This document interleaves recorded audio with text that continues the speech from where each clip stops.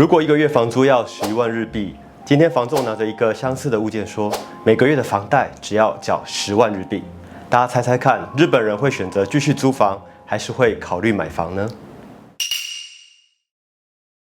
打拼10年最有成就感的事，就是帮房东缴完剩下的房贷。这句话，想必有租过房子的朋友们看到都会心一笑。不过我住过日本才知道，原来我很多的日本人朋友宁愿一个月缴11万日币的房租，也不考虑付一个月10万的房贷。在那我扣零，难道日本人特别爱帮房东打工吗？难道日本人不向往有自己的小窝吗？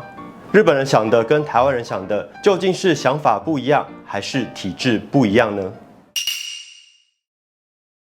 首先，我们来看看在日本租11万日币的房子会需要有什么费用。相信朋友们多少有耳闻，日本除了有类似押金的 shikikin， 还有雷金，就是感谢房东把房子租给我们。这个礼金的制度，连许多日本人都觉得很奇怪，这里就不深入去讲。另外还有要给中介的修盖流，日本租房子几乎都是透过中介。我在日本10年，从来就没有见过房东，也不会像在台北看房子搞得像是跟房东面试一样。房子有问题，包括修缮、续约、近邻问题，都是联系房仲处理。总之，为了计算出席费用，我们先抓2个月的 shikikin， 1个月的雷金，还有1个月的修盖流。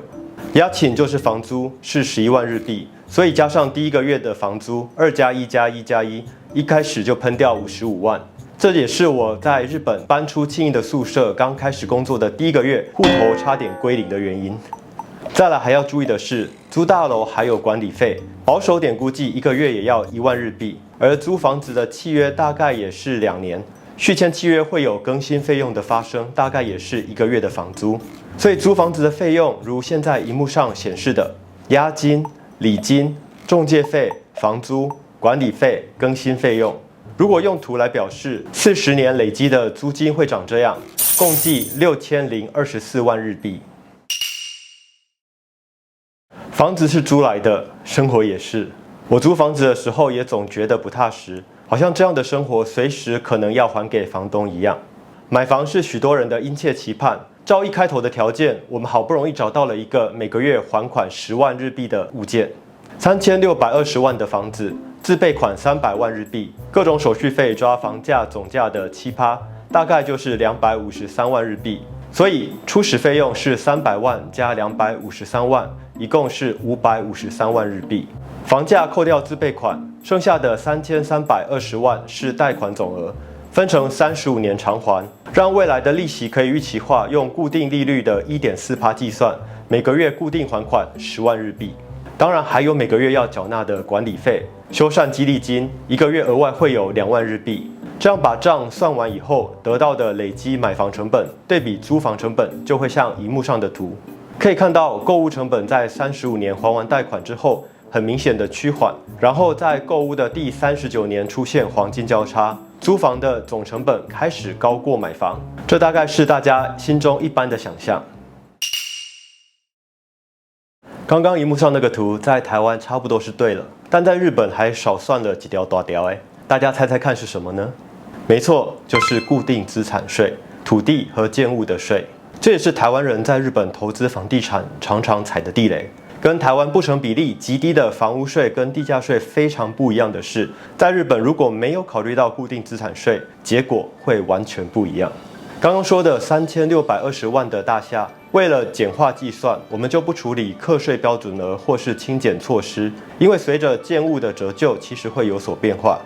取个简单的中间值，每年的固定资产税大概是20万日币左右，也就是说1个月还要支出将近2万日币。这样放进来我们的财务模型中，累积40年买房成本6513万，对比租房成本6024万，相差大概500万左右。看起来一直到40年后，租房的成本都会比买房成本还要低。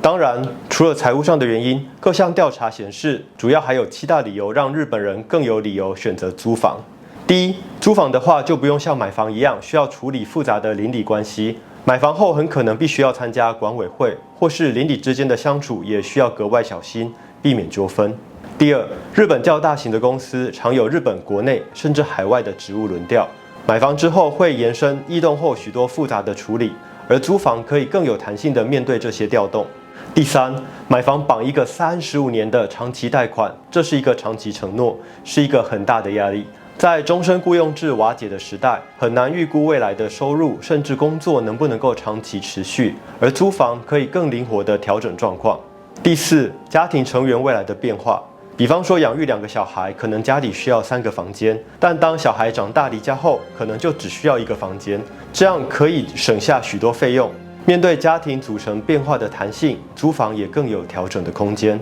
第五，租房补助和公司的宿舍。日本不少公司都有租房补贴，大概是1个月几万日币的补助，或是有公司的宿舍提供单身者居住。但是买房以后就没有这些补贴或宿舍的使用权，算是一个经济损失。第六，经历过不动产泡沫化的日本，社会普遍已经不再相信不动产神话，整体的法律跟制度也转向打压炒房。基本上房子就是折旧后折价卖，跟汽车一样，就是个必需品，也是个消耗品。所以房子对许多日本人来说，并不是资产，而是负债。第七，像我当时在东京的朋友，很多是上京工作，他们也觉得自己总有一天会回老家。不管是在青壮年学有所成的回乡奉献，或者是退休后搬回老家，而老家本来就有房子了，实在不需要硬在贵松松的东京置产。其实像这些社会议题的讨论和财经趋势的分析，我非常推荐大家观看日本的财经类新闻节目。我从住在日本的时候就喜欢看这些深度分析的节目，内容不只是优质，而且独家很多。我其实是付费支持这样的内容，也习惯在网络上观看。不过因为现在回来台湾，即使我有持续缴费，但因为地区的锁定而看不到。这时候使用 Surfshark VPN 帮我轻松破解区域锁定，像在日本的时候一样，看到想看的内容。当然不只是日本，也可以轻松切换到其他100多个国家，实在非常方便。而 Surfshark VPN 的军事级加密技术可以保护我们的个人资讯不会因为使用公共 WiFi 而被盗取。同时 Clean Web 的功能不只挡广告，也可以挡恶意软体跟钓鱼网站。现在点击本频道的专属连结或输入优惠代码，就可以获得专属优惠，还多送3个月的免费使用。如果使用上有什么不习惯的地方，30天内也可以全额退款，非常推荐大家使用。不过刚刚列出来的那7点，我觉得也都只是参考情报。其实有部分台湾也有类似的情形，但为什么日本人不像台湾人有这么强的买房需求呢？我亲身经历跟日本在1991年修订的借地借家法有关。去年我一个住在台北的朋友突然发限动说他要找房子，我就很好奇私讯他，住得好好的，为什么突然要搬家呢？他说虽然还在契约期间，但房东突然打电话来叫他下个月要搬走。我想类似的故事大家应该都有听说过或是经历过。不过类似的情节在日本要上演的难度有点高。你相信吗？在日本的某一个房东想要收回1个月租7.5万日币的房间，居然还要赔给租客天价的赔偿。我房东呢，房子是我的，我想要怎么用就怎么用。拍谁？这在日本是行不通的哦。日本的借地借家法的精神就是保障相对弱势的租客。比方说2年1签的契约，其实隐藏着2年就要搬一次家的风险。不过在日本要更新契约，根据借地借家法，房东除非有正当事由，否则无法拒绝租客要求更新契约。就算房东有正当事由，也必须要在契约期满的1年到半年前以书面通知拒绝更新，否则就必须依照法定更新进行，房东不得拒绝。收到拒绝更新的书面通知，房客也可以提出异议。这就是为了保护房客的权益。在日本，所谓的正当事由，实际判决还会考量以下的4点：第一，房东跟房客谁更有使用建物的必要；第二，租赁过去的经纬，如房租的缴纳状况、租屋的期间等；第三，建物的使用状况，像是有没有违反建物的使用规则；第四，建物的现况，建筑物是否安全，需不需要做大规模的修缮。综合以上衡量的结果，哪怕是房东有正当的事由，多数情况下还需要提出地退料或是代替不动产。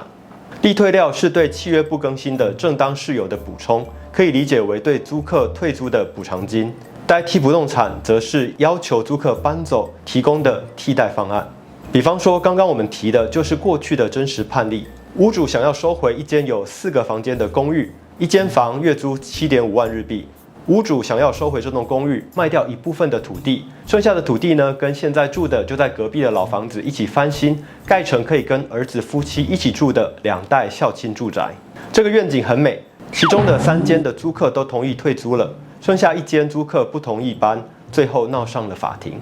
法庭考量租客有更迫切的使用需求。这个租客呢，他持续租用这个房间有36年，现在高龄，没有工作，而且重病，靠领年金过活，还需要到附近的医院接受定期的治疗。最后，虽然法院同意房东的正当事由，但房东必须支付给房客400万日币的利退料，作为补充正当事由的条件。这大概就是4年份的租金还有搬迁的费用。我觉得这才是日本人安心租房的真正的底气。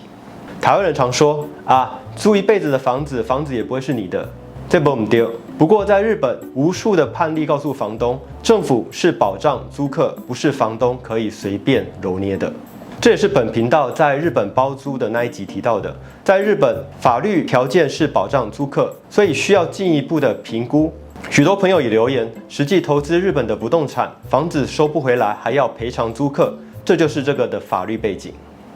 虽然我自己是学不动产财务出身，但是我一向认为房子是用来住的，不是用来炒的。我在日本实际居住的经验，买房更多的时候是一种人生的选择题，是要不要，而不是能不能。不买房，租房的生活也应该要很有保障，而这个保障背后就需要一整套的法律体系和国家制度，从里到外支撑租客的生活，也支撑着租客的尊严。日本在不动产泡沫时重重摔过一跤，所以他们体认到房地产不应该是支撑经济成长的火车头。当国家逼着人民贡献早出晚归的劳动成果，只为了追求拥有1间房的时候，那些透过房地产的炒作吹出来的繁荣，只不过是提前透支整个国家的未来。一旦泡沫破裂，整体经济不只是打回原形，更会长期失去活力。以邻为师，不管是居住正义，或者是鼓励实业，日本的不动产发展的挫败跟调整，都有许多值得台湾学习的空间。如果觉得这集做得还不错，请帮我们按个赞，分享给更多的好朋友，鼓励一下内容创作的辛劳，一起对抗演算法，让 YouTube 上有更多含金量高的知识型内容。让我们用知识的力量改变台湾。